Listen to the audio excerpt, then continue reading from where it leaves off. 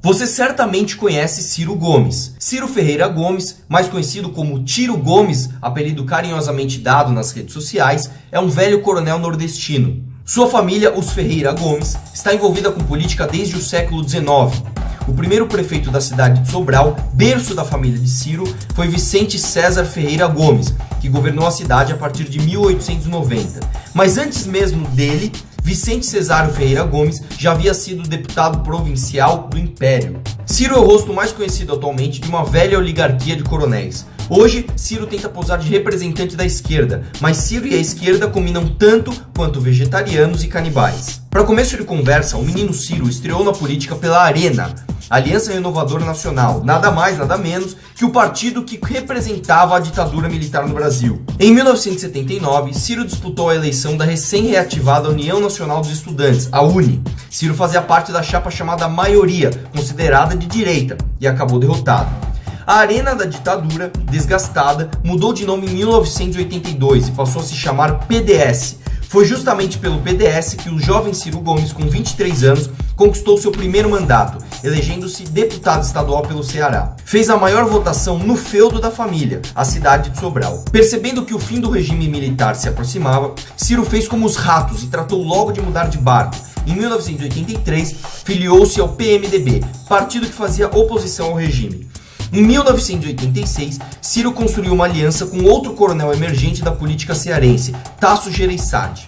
O objetivo de Ciro, representando os Ferreira Gomes, e Tasso representando os Gereissati, cuja oligarquia havia sido iniciada por seu pai Carlos, era bem simples: substituir os velhos coronéis por novos. Tasso foi eleito governador do Ceará. Ciro foi seu líder na Assembleia Legislativa do Estado e em 1988 recebeu seu pagamento. Com a ajuda de Tasso e da máquina do governo, foi eleito prefeito de Fortaleza. Mas o menino Ciro tinha grandes aspirações. Em 1990, com apenas 31 anos, foi escolhido por Tasso como seu sucessor à frente do governo do Ceará. Passou apenas 15 meses à frente da prefeitura de Fortaleza. Nessa altura, Ciro e Tasso também já tinham mandado de partido mais de uma vez, agora para fundar o recém-criado PSDB no Ceará.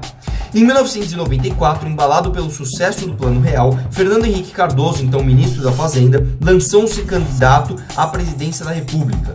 Com a queda de Rubens Rico Pero, sucessor escolhido por FHC para o ministério, Ciro acabou renunciando ao governo do Ceará para tapar o buraco até o fim do governo Itamar. A gestão de Ciro no Ministério da Fazenda por muito pouco não afundou o real. Começou com uma declaração desastrada atacando empresários, afirmando que existiam dois tipos deles no Brasil: os patrióticos e os sonegadores, que não mereciam nenhum respeito de ninguém. Continuou com uma tentativa desastrada de intervir na taxa de juros.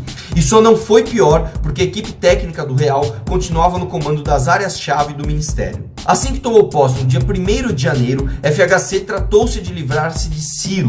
A partir daí, o jovem coronel prodígio da política cearense passou a nutrir um ódio mortal do ex-presidente e também seus aliados como José Serra.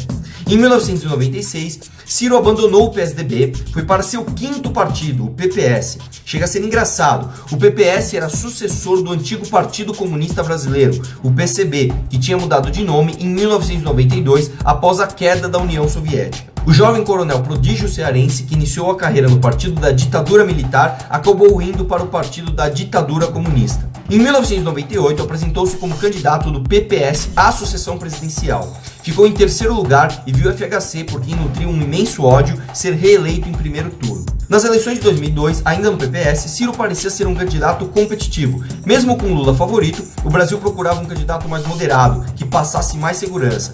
A aliança que apoiava Ciro nessa eleição incluía o PDT, na época ainda sob comando de Leonel Brizola, e o PTB, sob comando de Roberto Jefferson. Outro que apoiou Ciro nessa eleição foi o próprio deputado Jair Bolsonaro. Com a candidatura do tucano José Serra em crise, tudo parecia indicar que Ciro disputaria o segundo turno contra Lula e disputaria como favorito. Entretanto, tudo ruiu quando o presidenciável começou a abrir a boca. Primeiro, ele chamou um ouvinte de burro em uma entrevista para a Rádio Bahia. Depois declarou em outra entrevista que a sua então esposa, Patrícia Pilar, tinha uma grande utilidade na campanha: dormir com ele.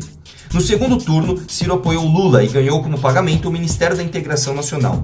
Mesmo com seu partido, o PPS, tendo rompido com o governo em 2005, após o escândalo do Mensalão, Ciro recusou-se a deixar a teta, preferiu romper com o partido. Foi para o PSB o sexto partido de sua carreira. E pelo PSB, apoiando a reeleição de Lula, foi eleito deputado federal pelo Ceará. Queria ser candidato a presidente novamente na sucessão de Lula em 2010. O então presidente do PSB, Eduardo Campos, governador de Pernambuco, preferiu apoiar Dilma, a candidata escolhida por Lula. Antes da escolha do PSDB, Ciro declarou que se o escolhido fosse Aécio Neves, ele apoiaria o tucano. Olha só o que Ciro dizia a respeito de Aécio. O Aécio pode convocar todos os brasileiros decentes de todos os partidos, que é como ele faz em Minas Gerais, e celebrar um projeto de país que dê avanço ao que o presidente Lula representou. Como Aécio não foi o escolhido, Ciro continuou apoiando o PT e hipotecou seu apoio à eleição de Dilma, que disputou contra seu inimigo de morte, José Serra. Contrariado com a falta de apoio do PSB, deixou o partido. Em 2013, após ensaiar uma candidatura a prefeito de São Paulo apoiada por Lula em 2012 e brincar de comentarista esportivo enquanto não tinha nada para fazer, Ciro foi nomeado por seu irmão Cid Gomes, na época governador do Ceará, como secretário da Saúde. Nepotismo explícito, típico de governos de coronéis. 4 anos antes, Cid já havia nomeado outro irmão dos dois, Ivo, como seu chefe de gabinete. Na época, o clã Ferreira Gomes estava filiado ao PROS, o 7º partido da carreira de Ciro, que sempre aspirou coisas grandes na política. Em 2014, Ciro apoiou a reeleição de Dilma Rousseff. Como prêmio, acabou contratado na Companhia Transnordestina, subsidiária da CSN, privatizada em 1993, mas ainda com forte influência do governo federal. Foi sua única experiência no setor quase privado. Em 2015, acabou regressando ao PDT, o 8º partido de sua carreira. Agora ele quer ser presidente da República, bancando o esquerdista moderado e adotando as piores práticas que unem direita e esquerda, o autoritarismo, a violência e a agressão.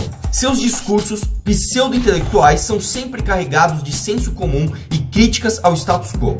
Porém, suas propostas são exatamente as mesmas que levaram o país ao buraco. Foi o que eu mesmo presenciei no Fórum da Liberdade, onde após mentir descaradamente, ainda me deixou com um tapa. Bela atitude para quem quer ser presidente do maior país da América Latina. Imagina esse cara negociando por aí, representando o Brasil. Ciro ainda tenta o apoio do presidiário Lula para a corrida presidencial desse ano, mas nem mesmo o presidiário confia em sua postura, tendo o criticado pelas seguidas mudanças e oportunismo sempre crescente. Não à toa, não quis que Ciro estivesse ao seu lado no grotesco espetáculo em São Bernardo, preferindo a companhia de Manuela Dávila e Guilherme Boulos, os dois também presidenciáveis pelo PCdoB e pelo PSOL. Ou seja, nem com Ciro defendendo a impunidade no país e defendendo o bandido Lula, o próprio Lula não confiou no Ciro. Se nem o Lula confia, você vai confiar?